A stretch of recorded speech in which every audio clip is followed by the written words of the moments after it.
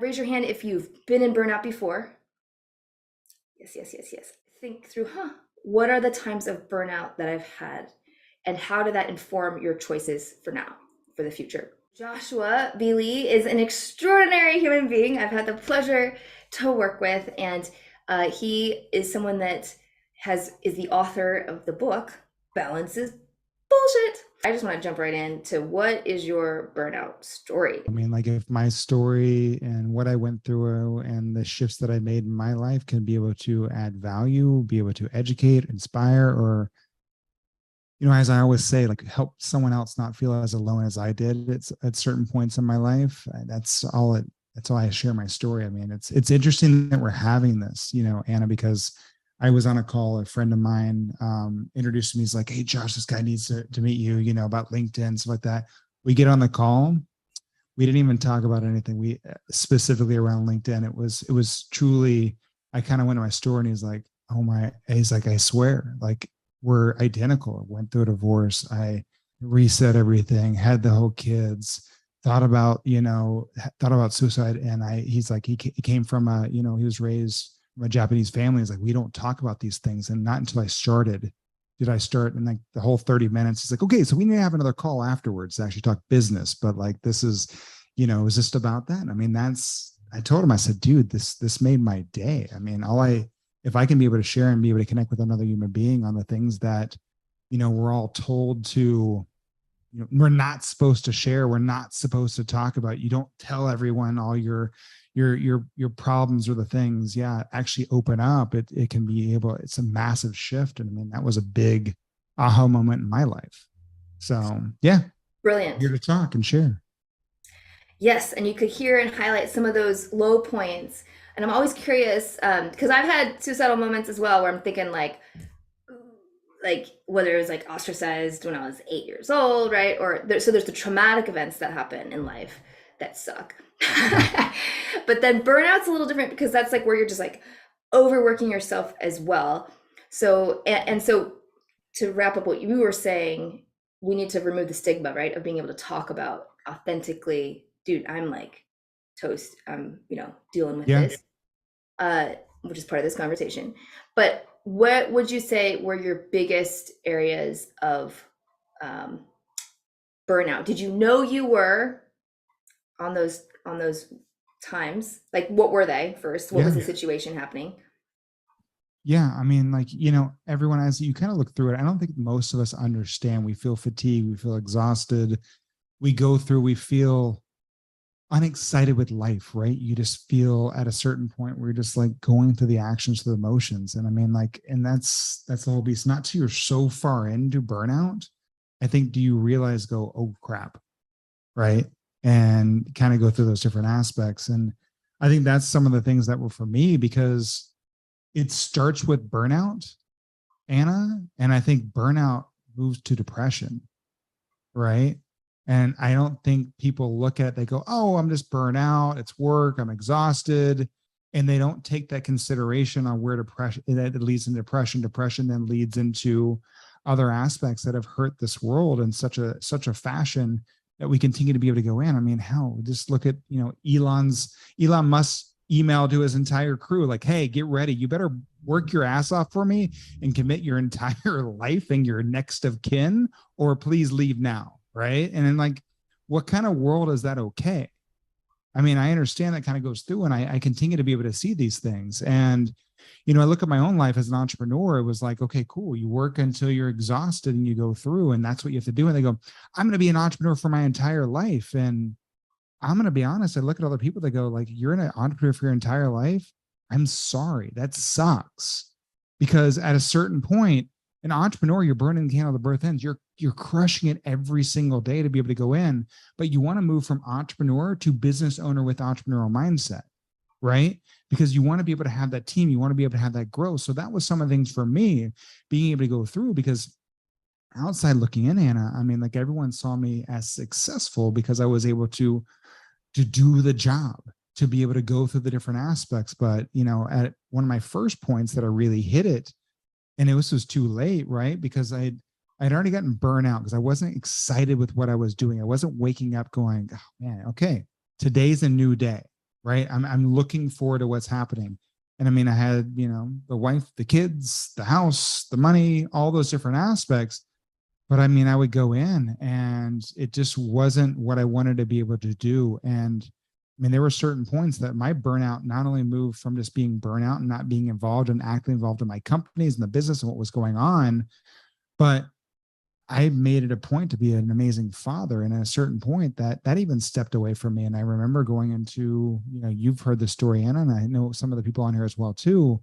At a certain point, that burnout moved into depression, and depression moved into contemplation of my existence on this planet. And one of the first and most real points of my life, running multiple companies, 6, 7, and 8 figures, and going into my office, and an office, a space that I always wanted to create, that the office doors were open for my children to be able to hear everything I did. Those office doors closed, and I would be so burnout, so depressed, so contemplating on what my value was, that I would stare at the wall for 8 hours because I was so burnout. I was so past exhaustion, and just going through in an office that the doors closed, that became not only a sanctuary from what was going on, but a coffin that was suffocating me and wondering if I should be on this planet. And not until I actually started making adjustments, making shifts, trying and letting other people know what was going on, did my life shift and change. And that was just one of the first parts, right? I'm not going to say that was the only time that I've hit burnout stages in my life, but that was one of the biggest ones 8 years ago. And that's the why we're talking today, because there were signs well before it came to that point in my life that I could have paid attention to more. And I think that people like yourself, you and I have been working together to some piece that I was going through here recently over the last couple of months.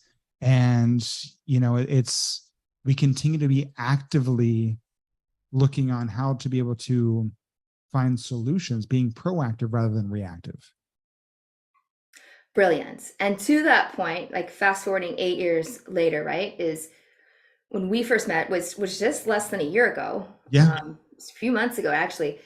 You were in a different kind of, I don't even know if we'd call it burnout, but definitely a low period. So just share a little bit more about, like, you know, you had this Achilles tendon injury, like, you know, as you get older, you don't recover as quickly. Oh, the older thing, God, you know. I'm out to youth people. Okay.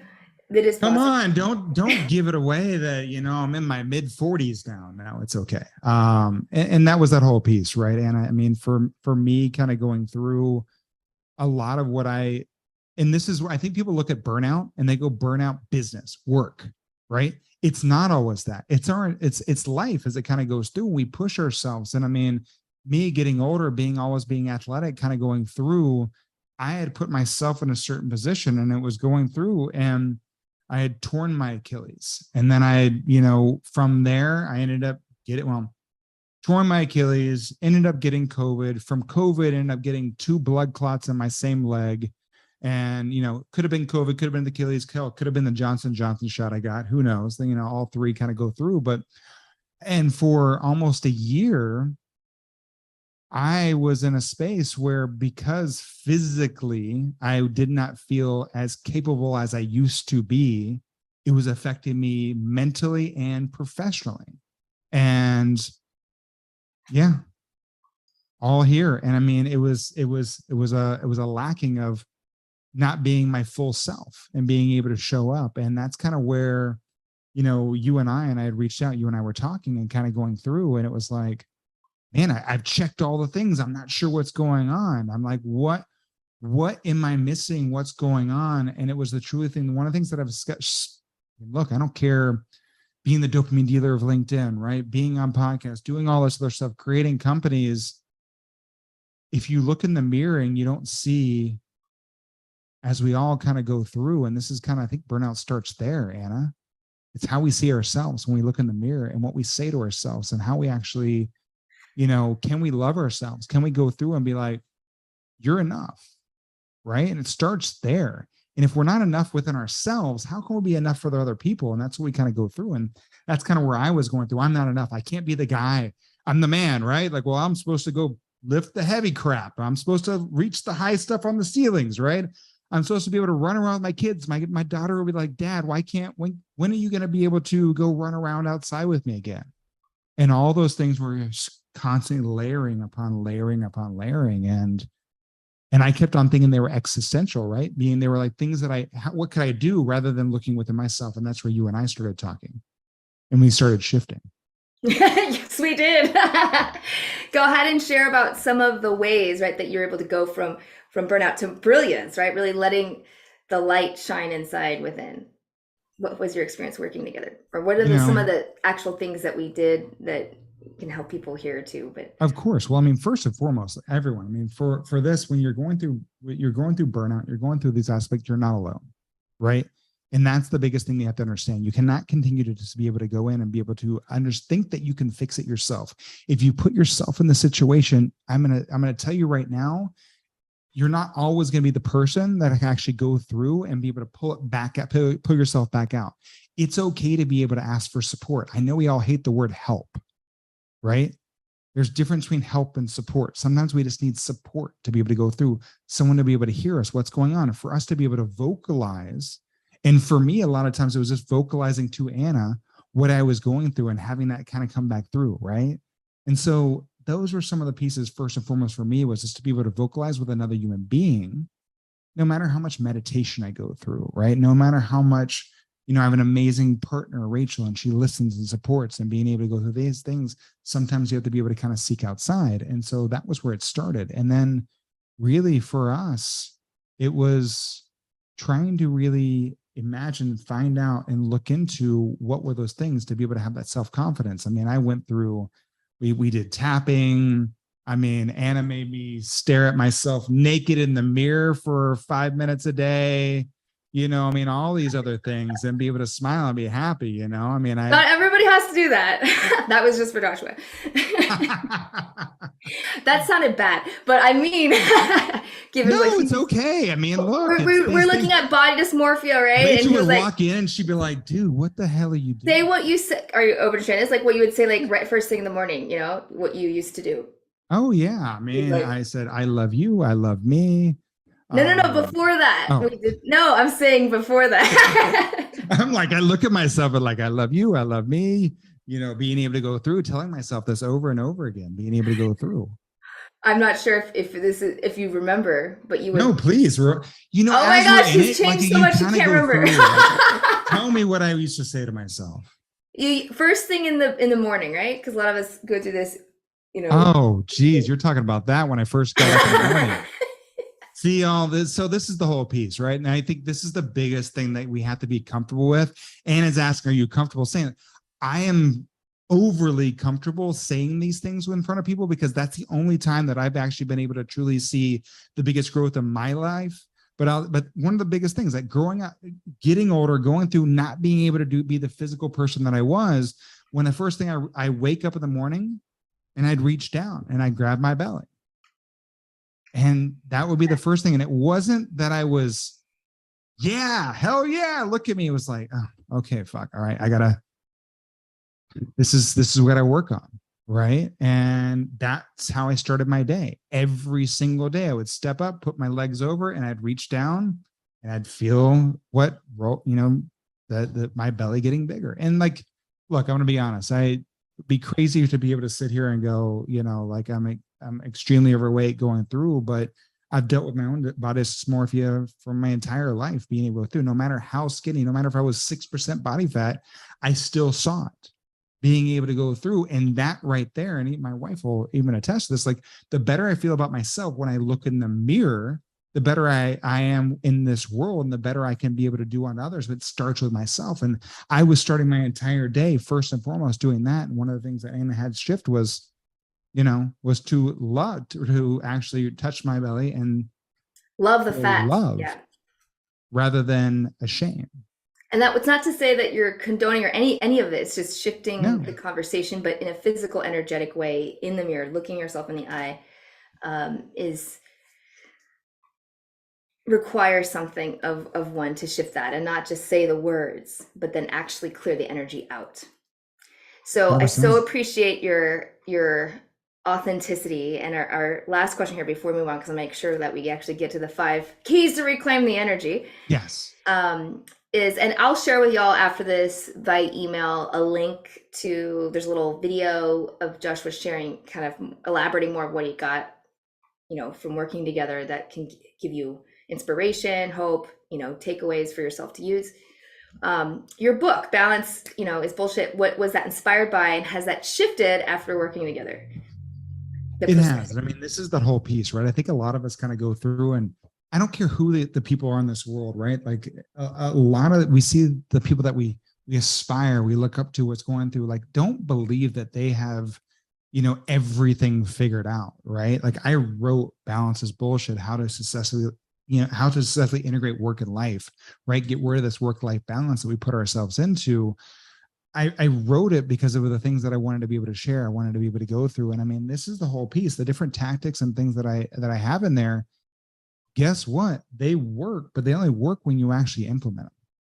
And some of the best things and some of the biggest things in the world is, even the people that actually write this stuff, you have to be able to remember to actually actively do the things that, even if you tell other people to do them, you can't just tell others. You have to be able to tell yourself and be able to actually do those things. And so that was one of the biggest shifts, right? Like, looking at the book, being able to, and as being able to take these things back in, right? Going, okay, these are the things I know. I don't just know them, and I can acknowledge them. And that's where you actually even get yourself into more burnout, more depression, understanding and seeing the things that you're doing and not taking action, but actually taking the action, being able to push yourself through, because it's only a moment in time, right? To be able to do these things. You have an entire lifetime. You're saying, I can't do this for 5 minutes? Bullshit. Yeah, you can. You can do anything for 5 minutes. Hell, Anna tells me I'm going to be doing 3,000, ab workouts here every single Monday coming up here soon. So I don't know. We're gonna figure it out. And I said, whoa, wait a minute. Intestinals, we call them. Intestinals. There we go. You will experience. But I mean, these are those things, right? And I mean, I think that's the biggest thing that I want everyone to understand, is being able to go through. It's not business. It's not your life. It's like saying, if you have a business life and a work life, right? This is the biggest thing that I think, the biggest misnomer that causes burnout, because we go through this, hopefully have to live this balanced life, this work-life balance. Well, that's a lie, because there is no balance in life. There's only integration. And how do you integrate the different aspects of your life to be able to make you powerful first? Because you can't pour from an empty cup.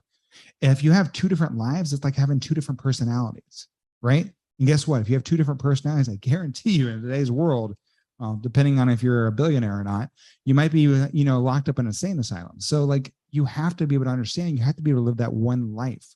We have one life. We have to live it that way. And once we actually understand that, and understand the things that we can integrate into it to be able to give us the power, that's where we can pull from to be able to continue on and be able to get out of the burnout, and then actually have the brilliance to be able to affect other people's lives. Awesome. Thank you so much. Of course, my dear. For sharing yourself wholly and fully and authentically.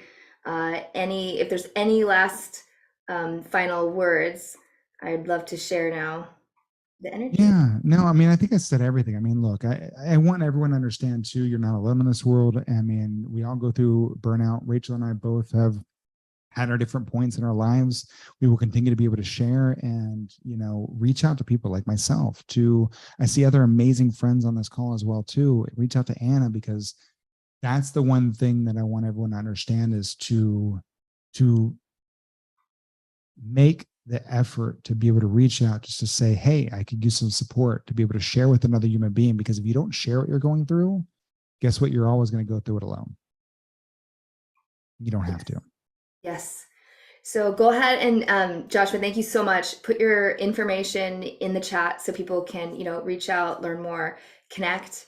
I will as well. And that absolutely, if any of you have questions on this that don't get addressed or answered, reach out to us. We're happy to connect.